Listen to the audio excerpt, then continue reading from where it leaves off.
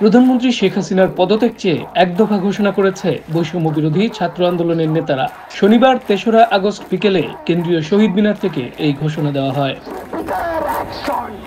এক দফা ঘোষণাপত্রে বলা হয়, যেহেতু বর্তমান সরকারের নির্দেশে নির্বিচারে গণহত্যা সংঘটিত হয়েছে, নারী, শিশু, ছাত্র, শিক্ষক, শ্রমিক কেউ এই গণহত্যা থেকে রেহাই পাননি।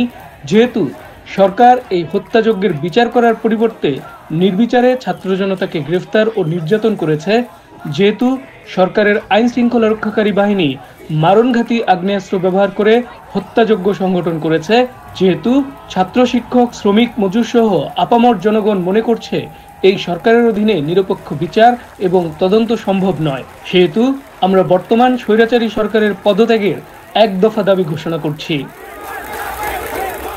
একই সাথে সকলের নিকট গ্রহণযোগ্য ব্যক্তির নেতৃত্বে একটি গ্রহণযোগ্য ও অন্তর্ভুক্তিমূলক জাতীয় সরকার গঠনের দাবি জানায় বৈষম্য বিরোধী ছাত্র আন্দোলন।